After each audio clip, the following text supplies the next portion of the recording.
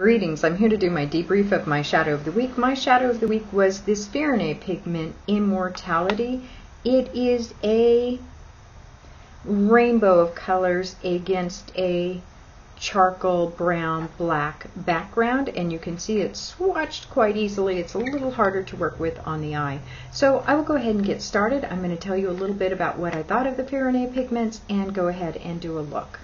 This is my second time trying this. The first time I just had to take everything off and start all over. These are highly pigmented.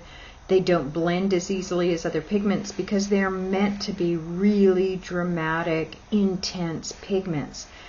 You know, if you look at the Fyrinnae site, it says we're not your usual mineral company. And that's true. These are meant to be very dramatic colors. For that reason, I find that they live in my eyeliner drawer so far, and I like them a great deal for that. This was the first week I tried using them on the lid, in the crease, in other places, and they're more difficult to work with for me than other pigments, just for the reason that I am in my 50s. I will see these fantastic looks, but I have to tone them down just to meet my aged and infirm state. But for younger people who wanted to play with color, these are tremendous fun. So let me get going. One of the things I've been trying this week is the All Natural Face Vegan Eyeshadow Primer, and I'd heard a lot about it and I decided to give it a try, and I can see why people really like it. I'm going to put it just on the lids. I did get it one day up in this area, and once a pigment grabs there, it's very difficult to blend, and since the Fyrinnae pigments are already difficult to blend, I'm going to keep this right on the lid where I do want intense color. One of the things I really like about this is the palette it gives you. It's a nice, not shocking white, just kind of off-white color. So far I have on Tarte's the eraser, and I've put a little bit of shape into my brows, not much. And here we go with the Fyrinnae pigments. I won't say I'm afraid of them, I will say I respect them. Maybe I am afraid of them, still. Been working with them, but I know if I get just a little too much on the brush, I'll be starting over again. I am going to go first into this area here, and I mean it has to be the teeniest, tiniest bit on the brush, remembering that you can always build.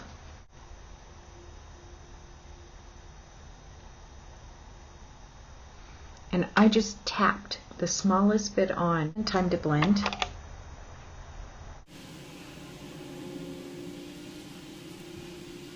Yeah, that's how much color from that small amount of shadow.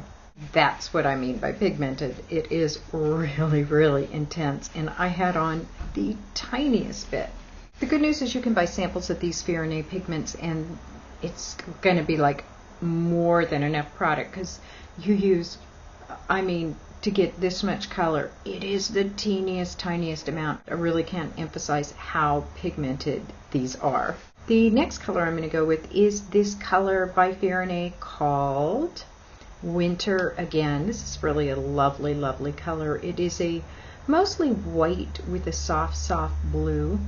And it's interesting because it won't swatch that intensely, but when these go on the eye, wham, power. I'm going to take a small shadow brush and just pack that Winter Again on the lid. Time to go 60s mod with this color by Fyrinnae called Digital Fairy. And Digital Fairy is really intense. This was, I put it on the lid, and no, it is way too intense. So I am going to put it on the lid, but I'm going to put it almost as a second liner. I'm just going to take this lip brush. I am not foiling this.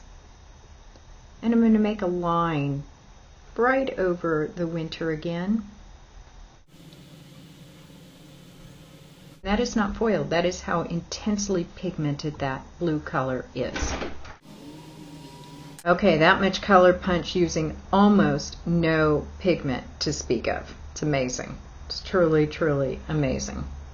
The next color I am going to use is this color Mephisto. Now Mephisto is this intense purple. This one I found does blend down. It's got some pink undertones, and it will blend down. However, it could also be a liner. it will go on strong. I'm just going to put, again, the tiniest bit right here in the V. And time to blend that out. Next, I am going to foil Immortality and use that as a liner. To do that, I'm going to use this Pumpkin and Poppy foiled again. This does not have parabens or phenoxyethanol, so it's kind of my foiling medium of choice. And I'm going to use my Smashbox push brush. I loved Immortality when it would go over other colors because it just picks up this dimension. It's quite nice. I also just applied this foiled Immortality right under the lower lash line. I'm going to go ahead and pull it out and around just to meet up. For highlighter today, I'm going to do something just a little bit different. This is a color by Fusion of Color called Awake. This is one of their correctors. They have a lot of these correctors. They have a salmon corrector. They have a light yellow corrector, which I like a lot. That's the one I use the most. They have a highlighter. They have a silk primer. They have a lot of products in this category. I'm going to take this little Sonia Kashuk brush and just apply that.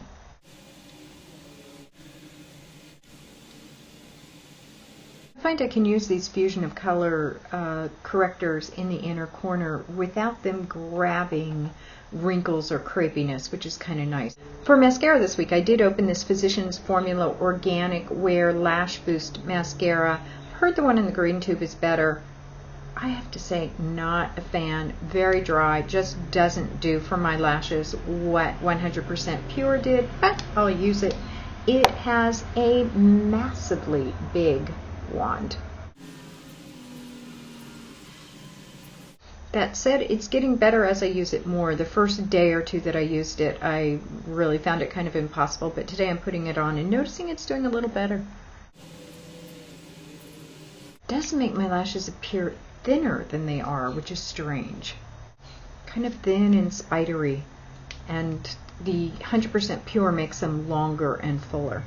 For concealer this week, I have been alternating between a lot of concealers, trying to figure out what I like and don't like, still trying to get through the Laura Geller. I'm going to try this My Shell concealer. I did try the Vapor Organic concealer again, and it just doesn't do anything for me at all. I love their foundation, but the concealer is too dry, not enough coverage, and basically just doesn't do the job for me. So this is the My Shell.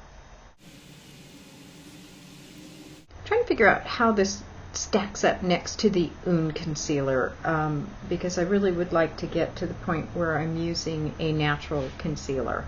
Not easy. It hasn't been easy to find an unnatural concealer, so finding a natural organic concealer is also pretty difficult. I'm going to work that in with the 100% Pure Eye Balm. This is the Superfruits Eye Balm. And I like to do that to add a bit more moisture because I'm already starting the dry season. The dry season.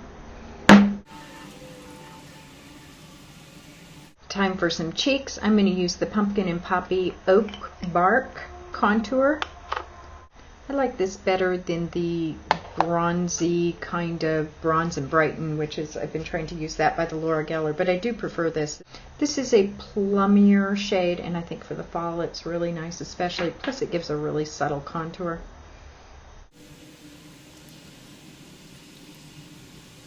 If I were going out and wanted something really chiseled, I probably wouldn't use it because I'd want something more intense, but for an everyday, this is so subtle and nice. And natural, free of stuff. Yay! This week I found myself reaching for the 100% Pure in Strawberry and Berry, combining them. I have to give this an A++. I really like this combination of color. Okay, time for some fun. Here's a color by Fyrinnae called Bite Me. Why not?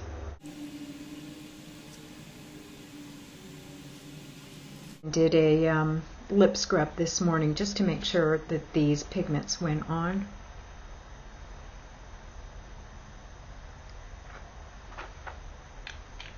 And I really like it.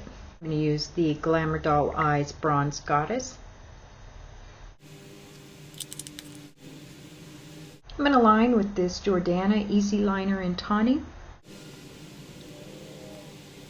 This is a little sample of Kiss My Sass, and it is Sparks Fly Lip Glaze.